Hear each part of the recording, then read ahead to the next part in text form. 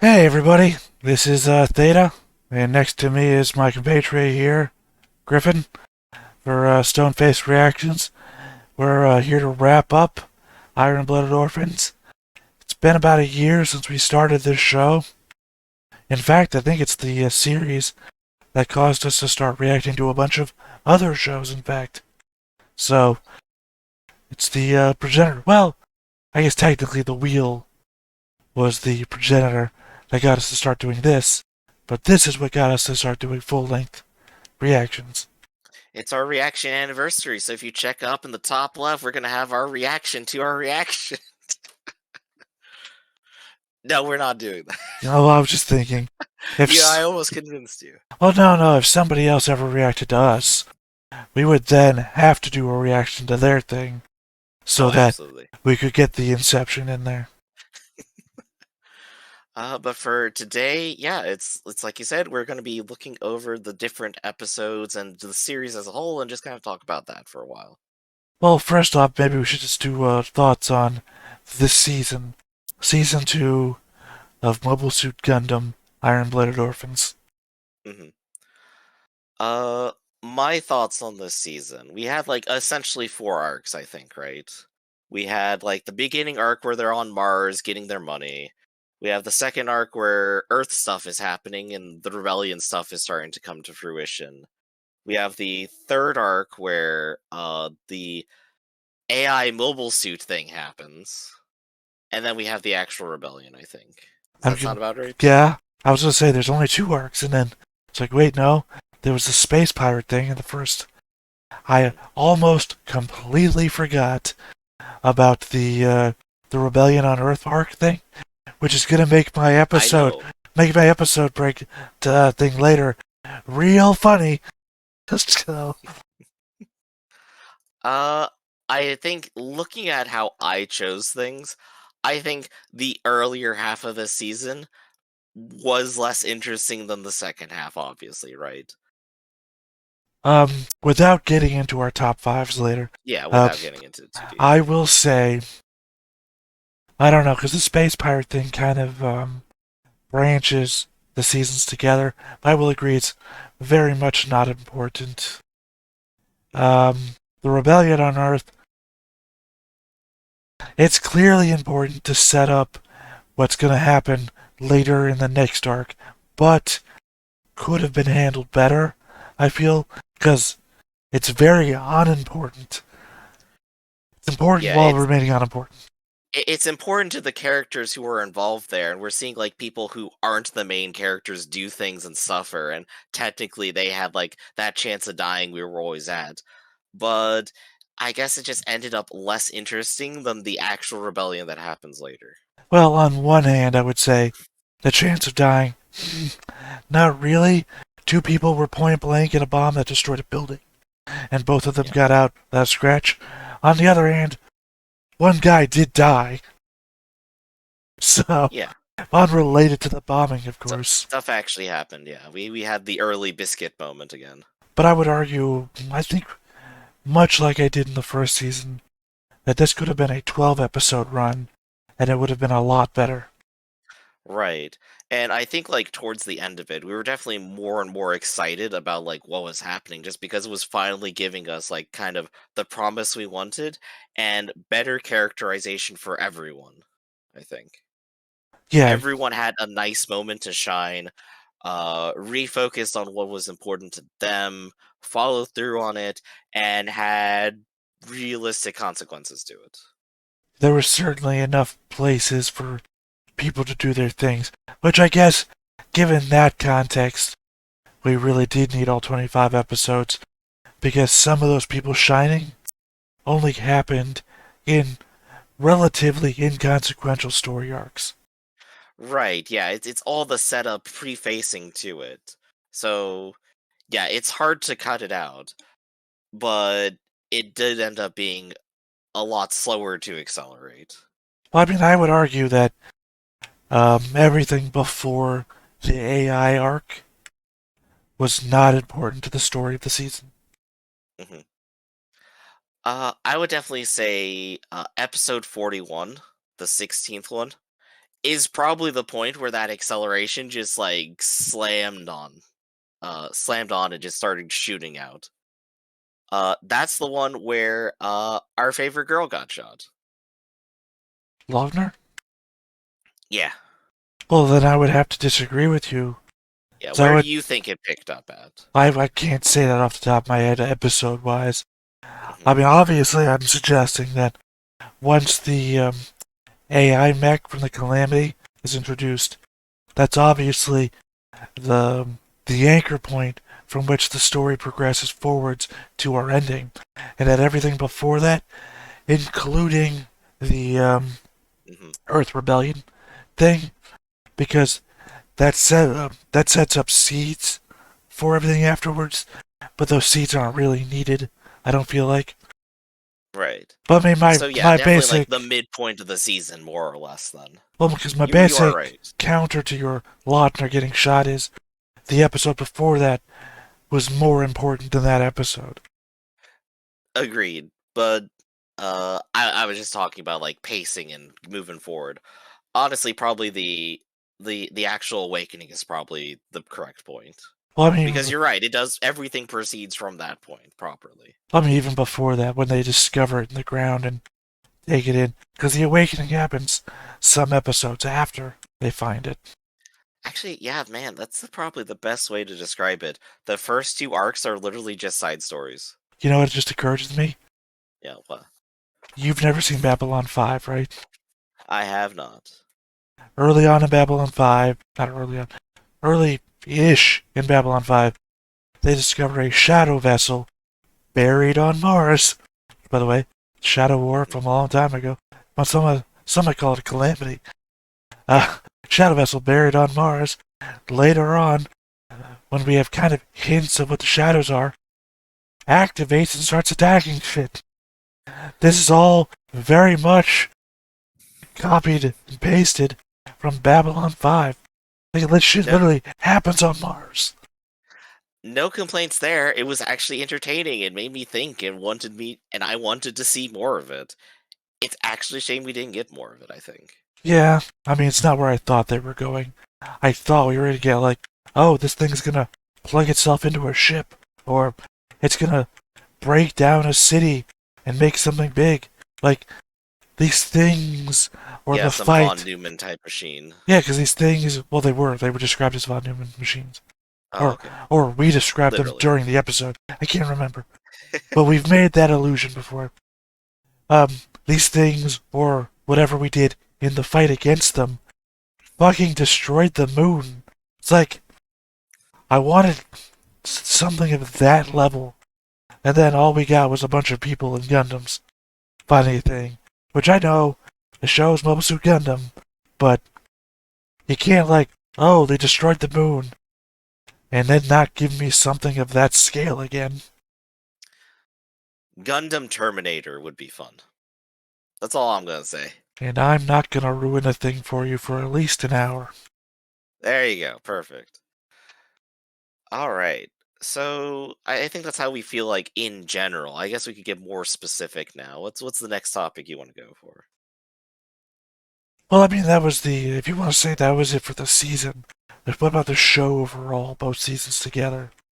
Oh boy, how do we feel about that? I think the feeling is like vague disappointment capped off with at least a decent ending, which is Wow, like kind of opposite to how I felt about some other series, where it's just like, cool, this was a great run, and then it doesn't nail the landing. I did not So it's expect that from you. You, like, thumbs up everything we've ever watched. it's not like I didn't enjoy watching it, but from a critical lens, I would go, where would I put this compared to like other good series? It just kind of ends up very average, I guess. This is the funny part because it seems like you enjoyed most of the show going through it. And here at the end, you're like, it was mildly disappointing. And Sixth Landing, or me, who's been on record hating most of it. I mean, I've enjoyed the show, but everyone paints me as the guy who hates the show. Mhm. Overall, I think Right. it was pretty good, so it's Yeah. really weird.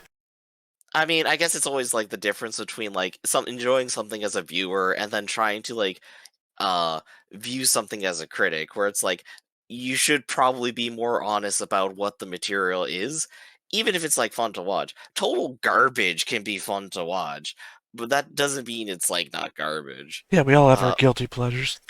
Fortunately for us, at the very least, the series was definitely not total garbage. Thank God, that would have been miserable. I do appreciate that any fans of the show sticking around just to watch our final reactions. Now gets the stab in the heart from Griff. Now comparing it to total garbage. Right. So for the series as a whole, like I said, I feel slightly that it's mostly average, and compared to the high expectation I had, it was lower than where that was going to be. But there were lots of individual points of the series where I went, "Oh, this is really good. I wish that there was more of this in this series. I wish it stuck more of this into every episode, and that would have made it just better overall." Yeah, I think I said during season 1, as well as now here in season 2, that you could have cut out half of the content Mhm. and still had the same story. Right. Of course, asking every episode to be like the last two or three here probably would have been a bit much for sure. I don't But if know. every episode was like that, it'd be like, wow, this is a amazing series. I'd recommend it every single time to everybody. See, I don't know. I said the same thing during season 1. Hey, these Mhm, last 2 episodes are pretty damn good. If everything, mhm, the whole season had been that way. And, to my previous point, if you cut it in half, it was only 12 episodes long, right? mhm, 2 amazing episodes and 12 episodes would be even greater. Instead of 2 episodes and a 25 episode run mhm. is kind of even more diluted. Right. Although, uh, well, I'll ask you first. Thoughts on season 1 versus season 2? I gotta think about season one a little bit. I think season one definitely had a tighter focus, right? Because the focus of season one is Tekiden doing its one job, making sure that happens. Everything is focused around that, and they're slowly gaining ground as they do so. They're becoming a better organization. They're learning things. At the very least, they're growing and they're going somewhere. For season two, it more spinning wheels. That it doesn't feel like there's a tight focus until, like we said, that midpoint where stuff starts coming back together again. I mean, I'll agree that season 2 was a lot of spinning wheels because we just kept jumping from thing to thing. And Mhm. some shit that didn't seem to get resolved at all. Like, remember the guy who was like manipulating the kids to fight in the rebellion on Earth? Yep. Why?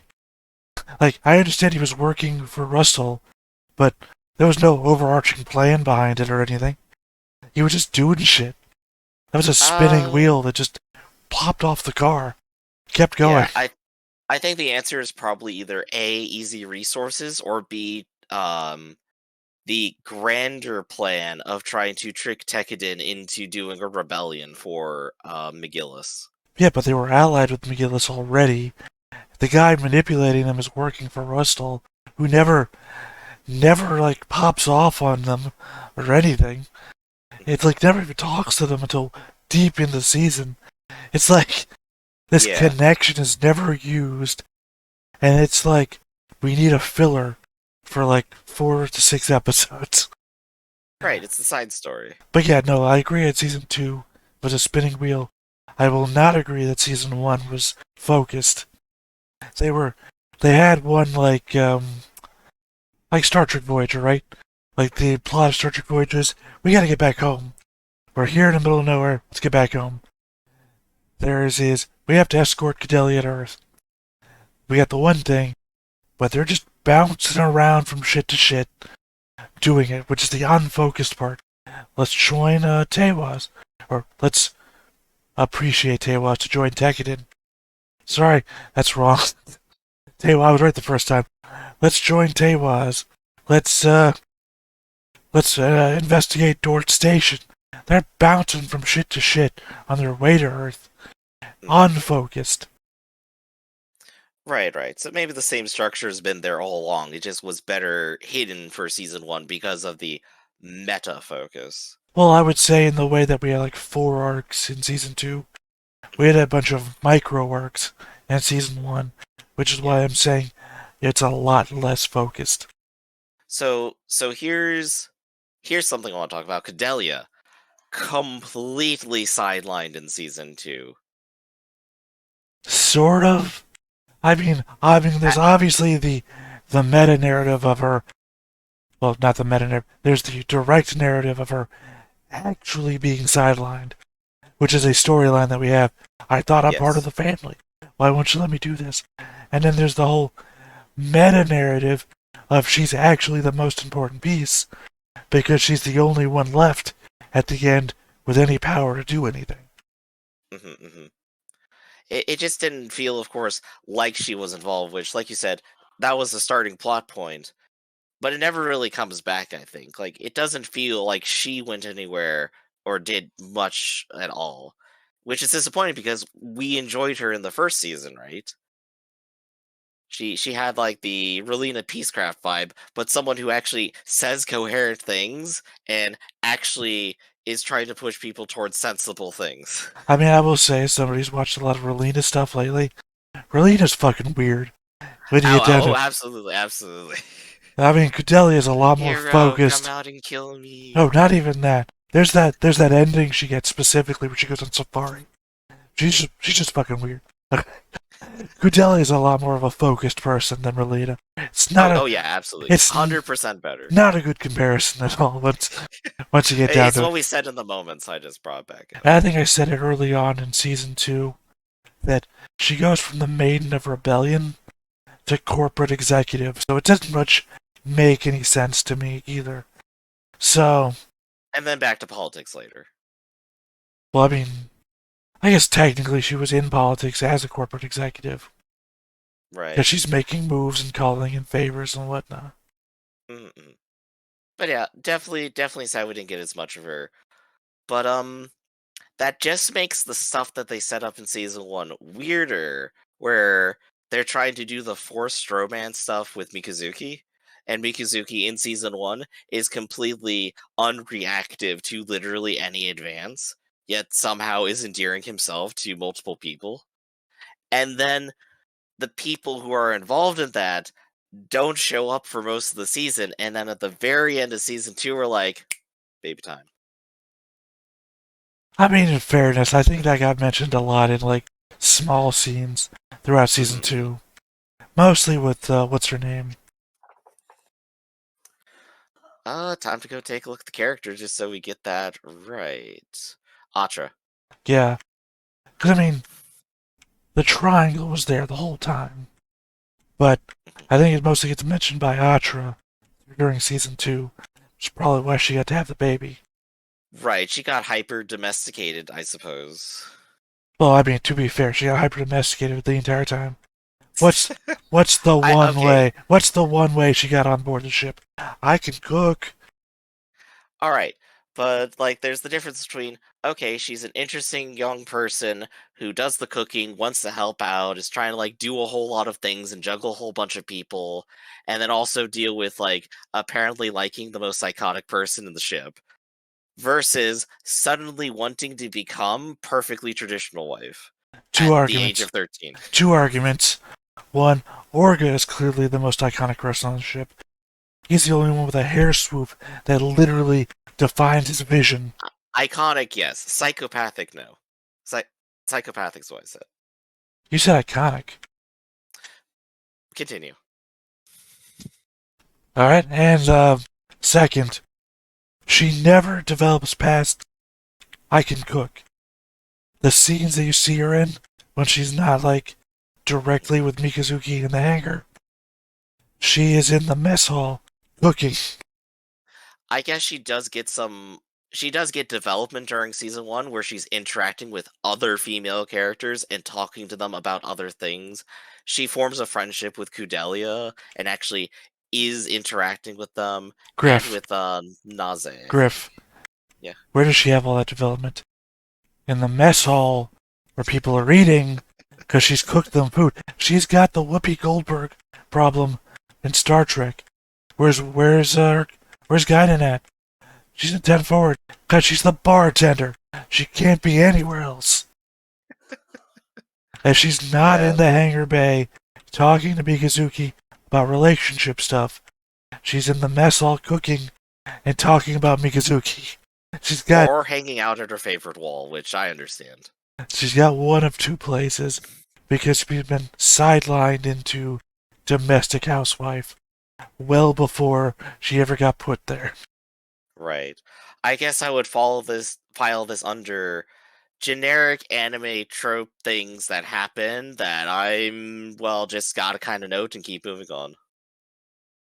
I'm just saying she got shoehorned into a role in episode 1, no 2, episode 2, because I think she only shows up a couple times in episode 1. But episode 2 is where she shows up at the base after they've taken over with a pot of food. I'll even mention the time where she's with Cordelia, not in the mess hall. You remember where she's helping Cordelia get dressed? What else is there? Oh, that's right, a helmet full of potatoes. Because she's messing with food still. Fair enough. Is there any character that you kind of want to talk about right now in the context of like the view of the series as a whole, or like versus season 1 and 2? Sure, the ideals of Crank and how they were carried on by Ein through 2 seasons, and how that man was done dirty. Mhm. Best character of the series got 1.5 episodes. Hey, they won in the end. Yep, which I think may influence only slightly why I feel like this is a good series. I won in the end, and who wins or loses is all that matters. You've been waiting 47 episodes. 49. I've Oh, been I thought he waiting. like died 2 or 3. Oh no, he died like the second episode, didn't he? Good question. I could take a look right He here, shows actually. up in the first episode, dies in the second episode, in a duel with Mikazuki, I thought. 3. Crank returns to the base to issue a challenge to Barbatos, retrieve Cordelia. Meanwhile, Orga organizes stuff. Mikazuki emerges the victim of the duel, while a wounded Crank asks him to kill him to avoid bringing shame to his group. Mid-sentence, no less. Hmm. Doesn't even get to finish the asking. Just shot. Which is starts off the I don't like Mikazuki train, which pulls into the Yup. station in episode 49, where he dies. Yep. Then takes the world tour and then comes back episode like 49. But yeah, I mean, I guess it's the major connector that I really enjoyed a character who died 3 episodes in, and then had to relegate myself to Ein, who the show saw fit to kill, Hmm. and then I had to relegate myself to Ein again, but then the show relegated itself to kill again. And then I put my faith into the blue-haired guy, Galileo, who then just happened to be keeping Ein's brain as an operating system. Your 2 favorite characters merged into one. And then I'm not exactly sure if the mech he was using with the Ein suit survived or not. So the show may or may not have, depending on my memory, relegated to him to die again. How does it feel to have one of your favorite characters die 3 times? It's more than it usually happens. If I had a nickel for every time it happened, I'd have 2 nickels, which is a lot, but weird it happened twice. Dude got warped hardcore. Ein's pretty good. Ein was pretty good. Crank was good. What do we got left who's like Crank, who we can put into a fight to show how badass the character is? How about his second in command? How about the guy who looks up to him? Ein. Sure. Dead. Okay. Well, we really need to show he's badass still. Well, I mean, Ein lost his arms and his legs. Put him in a mech suit and fight him again. Sure, let's do that. Alright, we need to prove he's a badass one more time. I guess Ein still has a brain. What if we just put that into a mech suit? Fuck, man. Dude paid the hardest price for no reason. He got done real dirty. Let's see. Is there another character with like an overlying arc we kind of want to think about here? Um, I think in terms of the series as a whole, I think we're basically kind of done with that. I mean, And we'd just be talking about specific characters at that point. there's only two other characters I can think of. Mhm. What was her name? Aze? Is Aze your name? Aze is one of them, yeah. The platinum blonde from Naze's group. Yeah, Aze. Right, who manages to live to the end and becomes a leader at the end. Yeah, the leader of her little organization now. I mean, Mhm. she has a fairly particular arc. Well, not really. She has an arc where she watches Akihiro work out for most of season one, then watches most of her friends die in season two, And then she works out. and then decides to dress up like Naze for the remainder of her life. It's a good style. I don't blame her. And then the other character, the most iconic character, I think, of all of Iron Blooded Orphans. I think you can tell without even me saying another word, Griff. Who am I talking about? Maybe. I kind of blanked there for a second, actually. The most iconic character of Iron Blood Orphans. uh, McGillis and or Naze. Incorrect. Fat Hitler. Oh Otherwise known as gosh, Toto. A character who survives from episode 1, 2, he haunts us to this as day, far and he as we got out know. alive. Yeah. The guy who backstabbed everybody and succeeded. As far as we know, is now running whatever McGillis's face mask persona's company is. Marduk or something. The one character who should have gotten some karmic retribution and then just never did. The one character who's always smiling in every picture we have of him.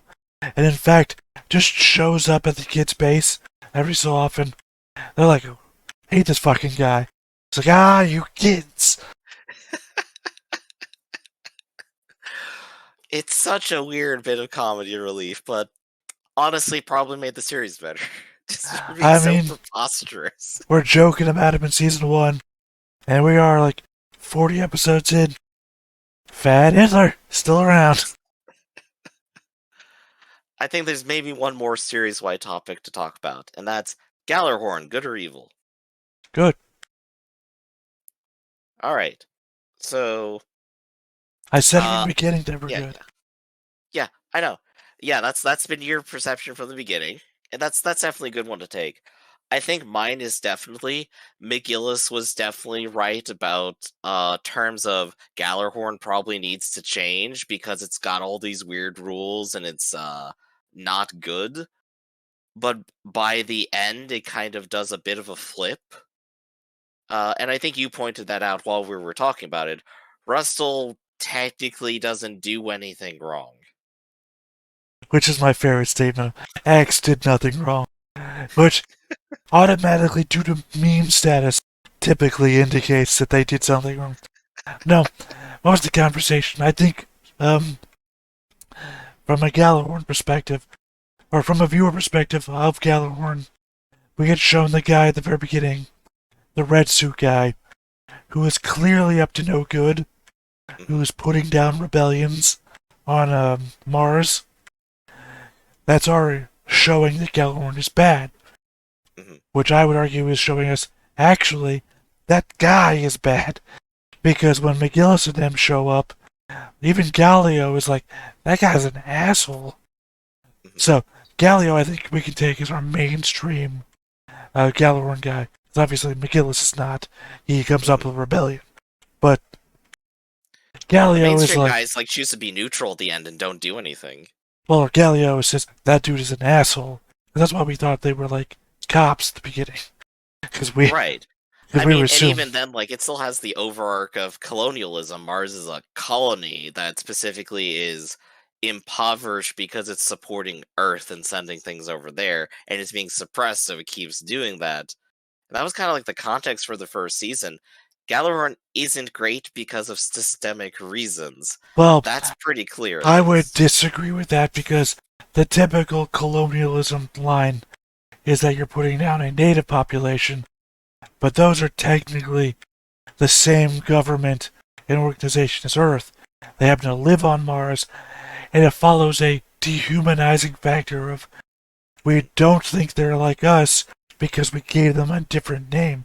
We're calling them Martians, which dehumanizes them from an Earth perspective, which is not exactly what's going on. Technically, it's more of an England to U.S. colonies situation without the American Indians or any natives taking place. There are no native Martians. I think Tekiden pulling a U.S. Revolution would have been hilarious. a book series that you ought to read if you've never read it is the Mars trilogy. Griff, Red Mars, Yeah, I hear that's Blue good. Mars, Green. It's amazing, and it also takes basically all the concerns from this series, but in a corporate, socio-political, economic stance. It addresses them and makes that the focus of the series it's talking about. Whereas Gundam is always about politics, but it's not necessarily going to be the entire focus of the series because we gotta have cool Gundam battles. And the book series also covers revolution as well as an economic revolution, a political revolution, and a straight up military revolution. So, yeah, it very much covers all these topics, which is why I have to base my thought processes on what I may have learned from that book series. Which is to say that these are, if there is any rebellion to be had, because really we don't see that much beyond that first 2 episodes of any Martian rebellion, which is just an organization in the streets that gets put down by what again other Gjallarhorn operatives call an asshole. There's also the Dort Rebellion. Well, they also suppress that heavily too. I was going to lead into that, which is arguably a McGillis operation, because as we see during it, the unaligned Gjallarhorn captain says, no, we don't put military boots on the ground, and refuses to interact with them, not because of any greater Gjallarhorn conspiracy, but due to his training as a Gjallarhorn captain, because he keeps stating things he that doesn't want to make the situation worse, which is good move. right. Well, also we don't put down civilian unrest with the military, so he doesn't want to move weapons and armor and personnel onto Dort Station, and refuses to even dock. And for the Dort Station stuff, I take him as our representative of Gjallarhorn versus what happens on Dort Station, which is a McGillis operation, because we know he's in line with shit. I can't remember the guy we see naked twice now in the series. Nobilis, isn't it? Nobilis Gordon, right? Yeah, so I definitely want to put a huge pin there on McGillis for us to come back later when we talk about characters. Because McGillis as the true antagonist of the entire series, but who's continually affable and actually allied with the protagonist is just such a weird little thing.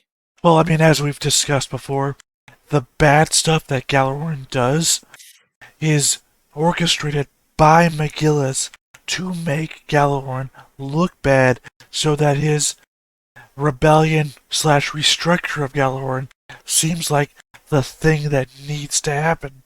So it's not that Gjallarhorn is itself bad, which again, I'm not trying to say that Gjallarhorn itself does not have bad eggs. Obviously it does, namely like Red Captain from before. There's a couple of people that Ein deals with, which are indicative of, what do you call it? Like upstairs, downstairs mentality. There's a name for it, I can't think of it. Classism? Yeah, essentially. Well, again, my brain ain't working all the full cylinders. The more energetic I get about the topic, the less oxygen is going to my brain. I think you'll find if there's any indicative thing throughout the series at post-surgery, is that the more energetic I get, the more I lean forward. As the more oxygen I'm losing, and I'm losing the ability to balance myself. Which, If we can just get you excited enough, you'll go unconscious and we just end the recording there. well, that would be my keyboard's right here, so obviously I would hit the keyboard and something would happen. But no, Something would happen. I think it's indicative that Gjallarhorn is majority good in that we see like Kardashew, Rustal Elliott, that the people on the top are good. Carta cares about her people. She wants to see them succeed. The people around her are well trained. They're in positions that they make sure that other people don't do bad. Rustal cares about his immediate subordinates, and his immediate subordinates care about him, and they're not doing anything bad. The only thing bad that we see them do isn't bad because Tekkadan is long-term being manipulated by McGillis into encountering them. Yeah. And I don't, and just, I guess, to reset my perspective here, I still think that you're probably correct here, but my framing it would be systemically, Gjallarhorn is not great. And technically, the people those nice people who like their subordinates are still technically nobility, which also not great. So while there can be good people within it, and we see all the good that's there, they're still supporting something that inherently probably isn't great and is oppositional to perfectly reasonable things like maybe Mars should be independent and not a colony. I mean, I'm not going to argue that classism isn't Mhm. great, because Yeah. it's not. But at Yeah. the same time, within the framework that they're relegated to, Mhm. they are raising their subordinates up out of that classist position. Carta issue has brought all of these clearly non-noble people up to her level. Rustal Elliott Oh is man. bringing Julieta and Here's some weird framing for you. You want to hear it? McGillis is not a noble. He's an outsider drawn into it and given power, and he's the bad guy, and the good guy are the nobles who were there all along. well, I mean, Or that the is peasantry.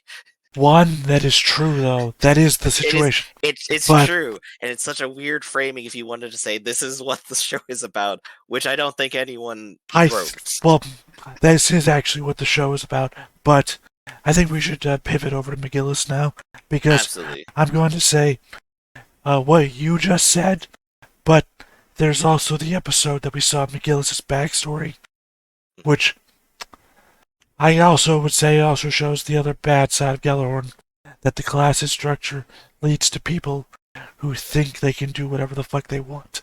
Because McGillis is a sexual boy toy for a noble who, I think, from the context of what we've shown, both rapes and beats him as a child. I Which, don't remember that, but I would understand filtering it out of my brain. well, it was shown, and then our comment section also verified that's what was going on, which Yeah. leads us into McGillis' mindset about why he's actually doing all of this. So McGillis had Long-term a revenge against everyone who's wronged him. Yeah, I can get behind or that. long-term revenge against the system that wronged him. Mhm. But again, Gjallarhorn, overall good. McGillis encounters the worst negative side and deigns to bring it down around them. So, this is all motivated by one person who then, I would say, brings out those worst bits of Gjallarhorn. So it's like, you guys don't see it. This is the bad. I'm going to make you see it.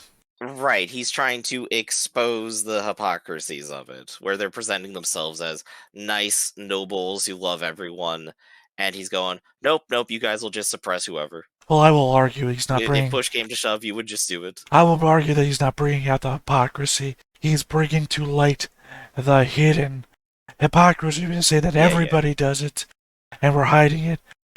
I would say hypocrisy would be the Catholic Church version of this, that we all know what's going on, and we're hiding it. versus this is actually just, uh, well, I guess our problem is vision. That we're only shown two people that are actually really bad. Uh, Real quick, who do you think are those really bad people? Because I want to say something about Kujon as an example afterwards. My problem is that I don't feel I hate Kujan, but I don't think he's a good example of it. But I'm not. I'll let you argue first. Okay. Red guy from the beginning, and the guy that obviously the guy who raped and beat McGillis as a child. Yeah, absolutely. Like, there's no contest there. You're right. Those are the two that were shown as the viewer to be unequivocally bad. Red guy in the beginning is He's still abusing. employed at the end, isn't he? No, he died. Oh, okay. Yeah, He no, died like 3 episodes in. Oh gosh, that's 47 episodes ago. Yeah, no, but he is abusing power to put down the rebellion, and then laughing about it because he's high on his own authority. He is your police example for today, right? He is. I have authority. You have to do what I say, and there's nothing you can do about it. Ha ha ha ha. Nobody else in Gjallarhorn acts that way, except for when McGillis makes them act that way. Right. My contest here would be Kujon as my example, where, yeah, we kind of dislike him for various reasons, but on the surface, he's generally a very affable, friendly, probably likable person. Like, you would probably sit down, drink with him or whatever. I don't know. Uh, but despite all the nice things he does and how nice he seems, the first thing he does is go, I'm going to take this banned weapon, I'm going to say somebody else has it, and then I'm going to use the banned weapon on them. See, again, I think my problem here. All as an excuse for me to go and fight them so that I can increase my political clout. Again, I think my problem here is I find that to be a problem with Kujan and not Gjallarhorn. Okay, wait. I think I'm going to roll that back a little bit because Gjallarhorn gives him the ability to get those weapons, which means that it doesn't have a great policy of There you go. of accountability. But I think that falls back on what I find to be wrong with the red suit guy and not Gjallarhorn as a whole. Because once again, nobody told him to do that. He went out of his way to do that, commit a war crime on his own. He had unrestricted power and access to everything he needed, and then he abused it immediately. Right. Yeah. Which again, so that'd be end of example. Well, because I would say that you could take an opposite version of that. What if he took resources from Gjallarhorn and decided to give them to the Martians? To like increase their power. Like, he had unrestricted access. He could have just as easily gotten a bunch of cargo ships full of food and sent that to people in need. That same unrestricted access could have been used for good. And that's always the problem with why can't this structure be used for good? And it's because nobody uses it for that. None of them did it. And the fact they don't, but they choose to use the banned weapons immediately, is the telling difference, right? Well, again, that's why I say I find that to be a problem with Kudan. Anybody could have, and your argument is 100% right that nobody did, but the abuse of system was at play, that it could have been used for good, which makes me believe that it falls down to character more so than Gjallarhorn. The argument, I believe, falls down to Gjallarhorn as an organization is neutral and that there are bad people. Right, and if we start comparing Gjallarhorn to like other series where they have their antagonistic factions, the other series like make it way more clear, right?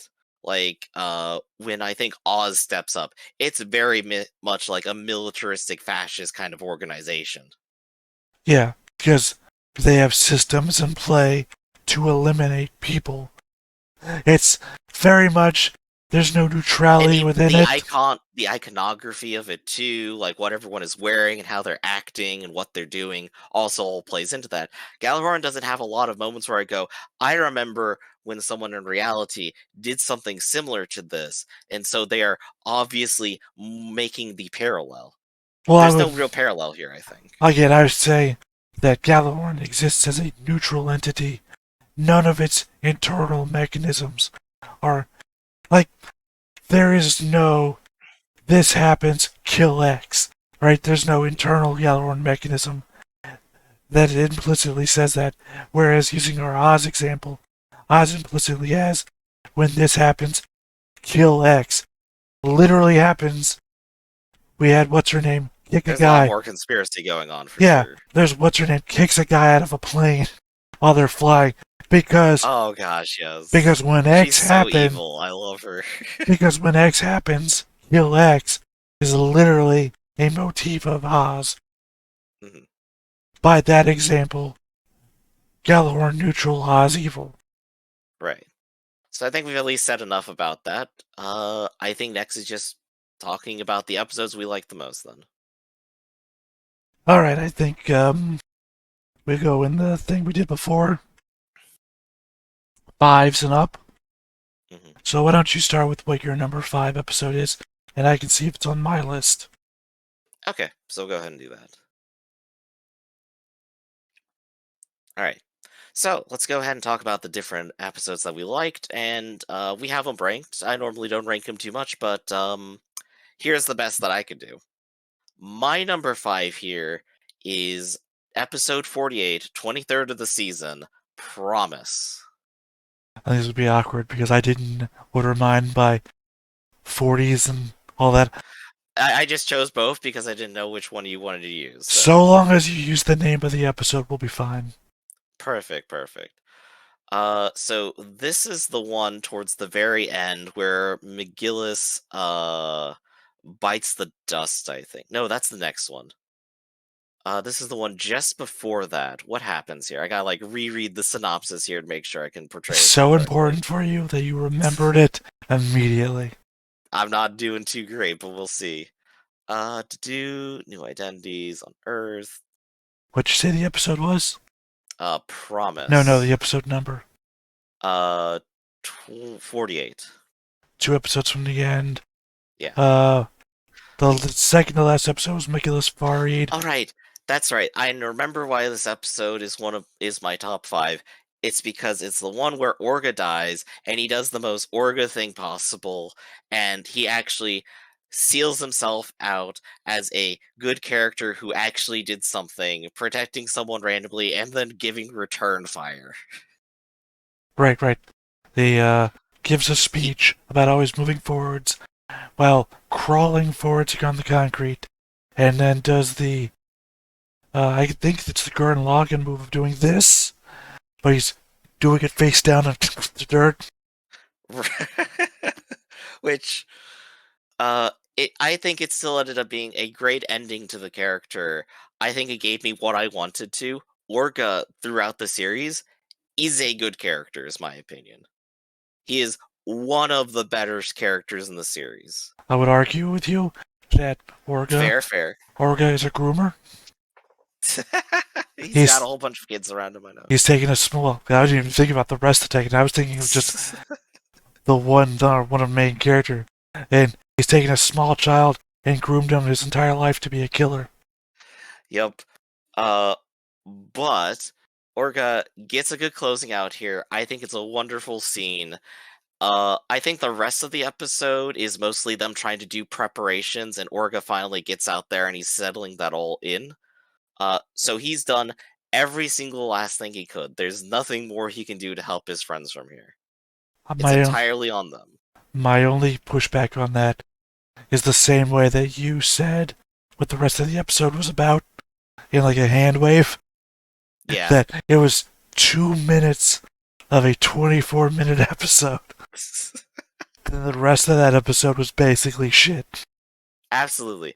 But it's because of those 2 minutes, it actually sticks with me, and I actually remember it, and it stays in my brain. Wait. There's Promise, where Cordelia And what's her name again? Silver hair. I always forget her name. To do the The there's other one that character. made the bracelet for Mikazuki that they both wore Oh, that's just forever. Atra. Atra. Yeah, that's what I'm saying. I can never remember her name. Too many gay names. Is that the one where Cordelia, Atra, and Mikazuki make the promise? Is that why the episode's named Promise? I think so. And you didn't even bring it up, Griff. It's It's the name of literally, the episode, but it doesn't matter to me. literally even with all three of them hugged together the last time. The last time all three of them were together. What we got to do? I'm just reading the rest of the synopsis. Yeah, this is where they get surrounded in order to surrender. Or no, this is where they find out that they say that they asked for surrender, and then Tekadin didn't, and they realize, wait a second, they're just gonna try to off everyone. And McGillis leaves to then go off and die in the next episode. Apparently he beats down Eok and then leaves. Yeah. Yeah, so there you go. That's my number 5. All right. Well, my number 5. This is why I say it's funny from before that I forgot that the Earth Rebellion subplot existed when we started talking. Season 2, Episode 7, My Friend. Alright. What happens in that episode? I think that's the one where the other character at the time dies. I Let do me see. I appreciate think it's that later. as fans of Aston. the show, we are having a real hard time remembering names. Look, trust me, that's just me in real life here. What was your name again? But yeah, no, Tata? we have a lot of Takaki and Aston back and forth scenes with Takaki's sister back at their apartment where they've been living all throughout the season. And yeah, this is the season where Aston sacrifices himself to save Takaki. This kid who we picked up in season 1 as space debris, human debris. Right, and he still views himself as that, like, I'm not deserving of any of this, and that's kind of why he goes through with the sacrifice. Of all the sacrifices that we had throughout the series of side characters, I felt that this was the more poignant, and in fact, leads then Takaki to murder somebody later, and then becomes Cordelia's first leaves Tekkadan, and later becomes Cordelia's assistant in the final episode. The wrap-up, Yeah, so it has the most effect on one character. Wraps up the emotional story of a side character we picked up in season 1. Like, there's they have sniper. the side story there, and those are the two main characters of it. And of the two main characters, one of them dies. There's the sniper thing that goes off later in season 2 to take revenge on a character. And I felt that had no emotional resonance to me because we had a better version of it earlier in the season. So yeah, unless you have any further thoughts, that's my number 5. No, that's good. Let's see. What's my number 4 here? All right. You'll be surprised to know that most of mine are going to be season 2 here. But this one is number 36, Stained Wings. Let me go ahead and go over what happens here. I will say it's not on my list, so we're so far. This is the one where the AI wakes up. We're so far no overlaps yet. But yeah, this is the one where the AI wakes up, and it is a complete mood shift. Like, it goes from, well, we were doing our space adventure rebellion kind of stuff, and now here's sort of a horror Terminator scenario. What are you guys going to do? It's like, wow, okay, this comes completely out of left field for me. It's surprising. They play it really well. They stick to the theme. It feels threatening throughout, and I believe the episode ends where it tries to fire at the agricultural plant. There's one person in the way of it, but it just scatters around him and destroys the plant anyway. Well, just leaving him traumatized. I'll say why it's not on my list is for the same reason we discussed before. in our season breakdown, Hmm. the general disappointment that already existed that arc basically went nowhere is Oh yeah, why I have no real feelings about the AI arc at all. it finishes off in a way that maybe I wouldn't like as the arc as a whole, but this episode is solid, I think. It does exactly what it needs to when I feel this is a threat. It has already destroyed stuff, and nothing is really stopping it. Cool, this is great. I feel tension. In fact, I think it's the foresight, or I mean the hindsight, that makes me take most of those off of my list. Is that Hmm. beforehand we thought it was a threat. After it's over, that was never a threat. Like it could have been, but it wasn't.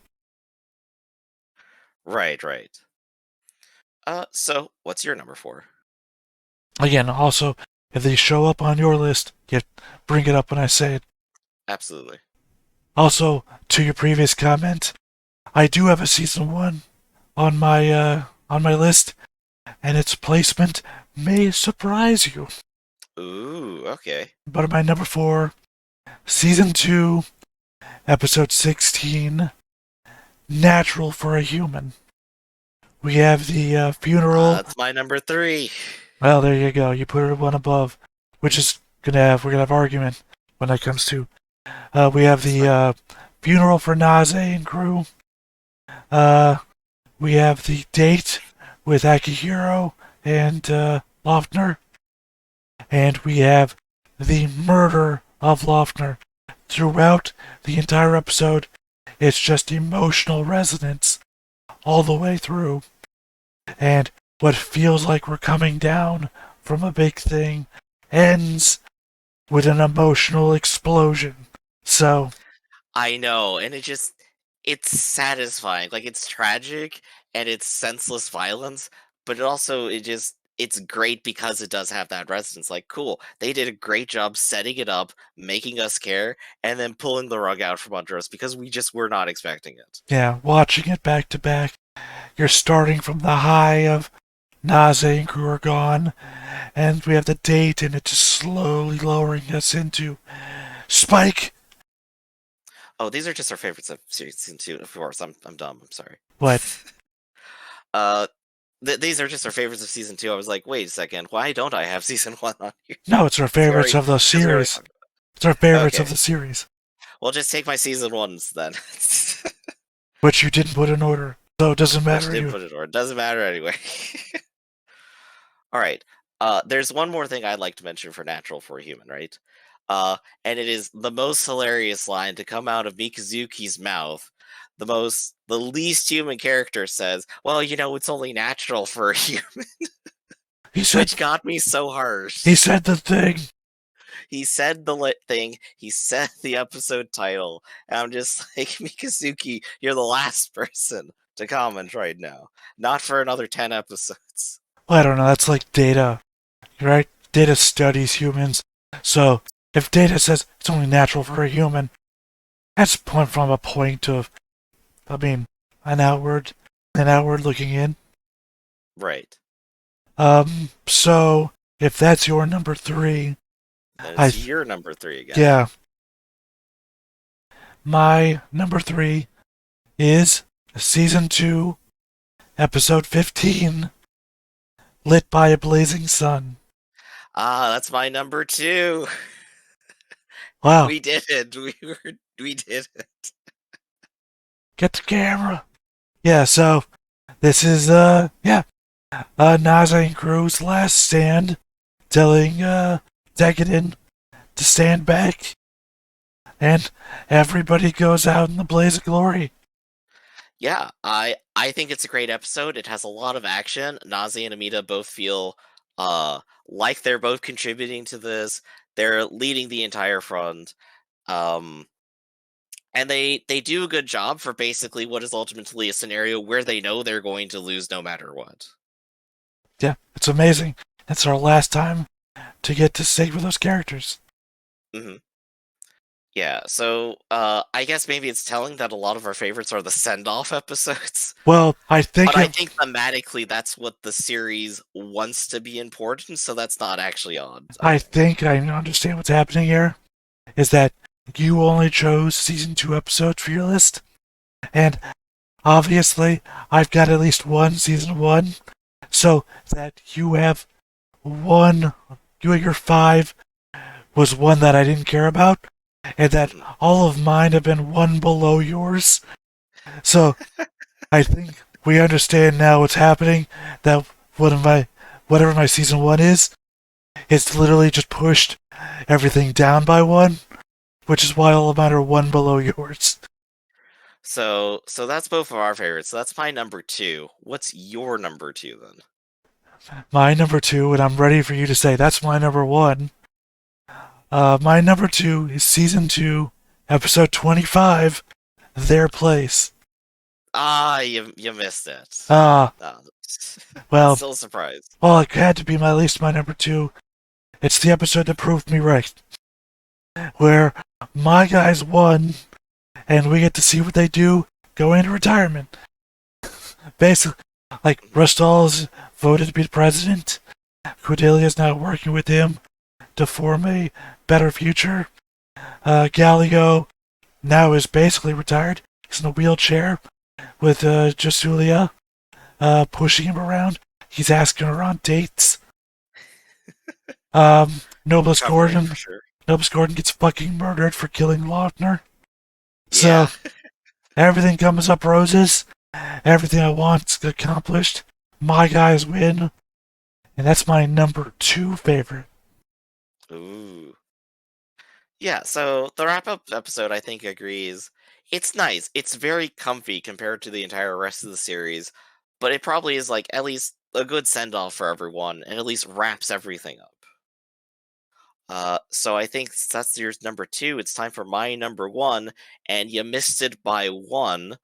My number 1 is McGillis Farid, the episode where he gets his sent off, and it is the climax of a series-long antagonism between him and his the friend he betrayed.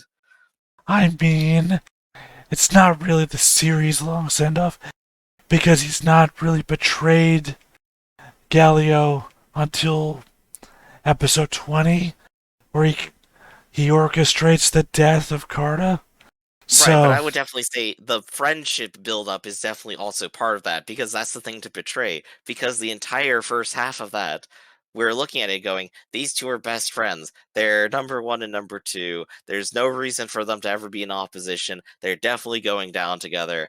And then the betrayal happens. And now from that point, we finally come back around. He gets his comeuppance for this betrayal and for everything else he's done. And it's almost it turns really tragic at the end too. well, I mean, the, the It's same a lot of reason. people who die in this series just get shot and people move on. Or at least like the scene moves on. But here it's just like I am personally stabbing you and now we're both crying.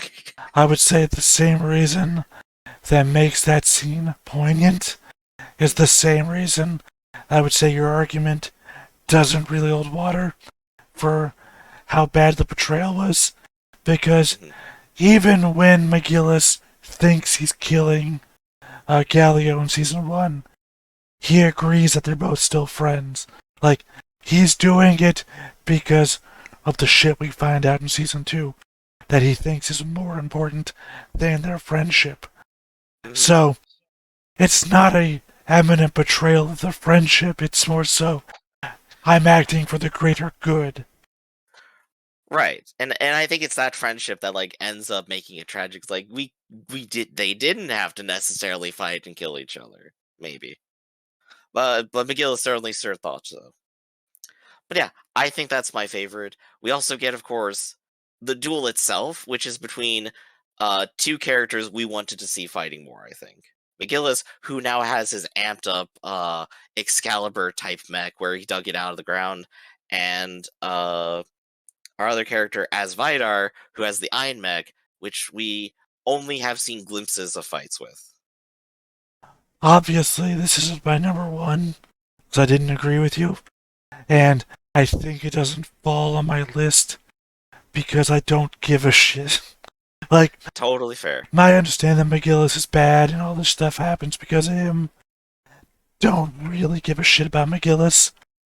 Galio, I encourage only because he's my last connection to Hein.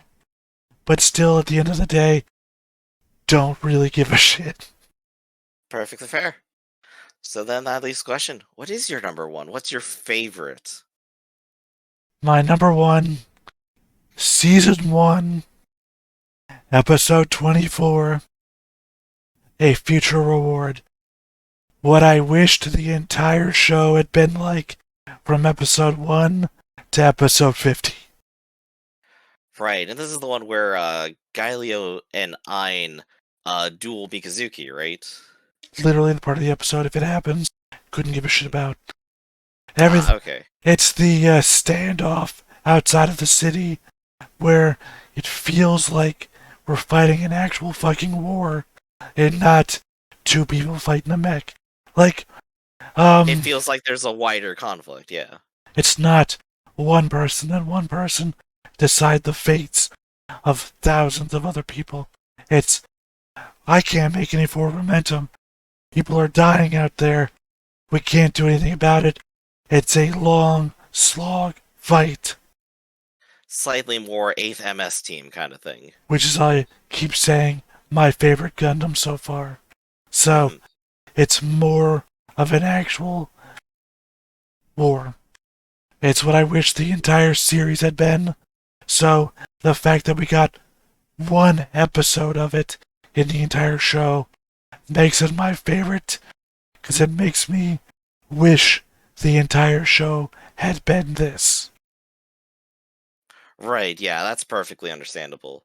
And you put that on your season 1 tops as well, right? Yeah. Yeah, so that makes sense. It had to make it to my overall.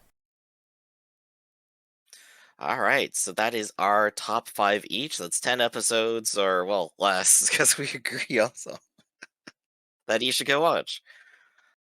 Hey everybody, thanks for watching another Stone-Faced Reactions. If you have an idea of another video we could go ahead and watch, go ahead and put it in the comments down below, and we'll add it to the wheel. Be sure to like, comment, and subscribe, and let us know what you thought about this video, what parts you liked. And until then, we'll see you next time. Is this too goofy?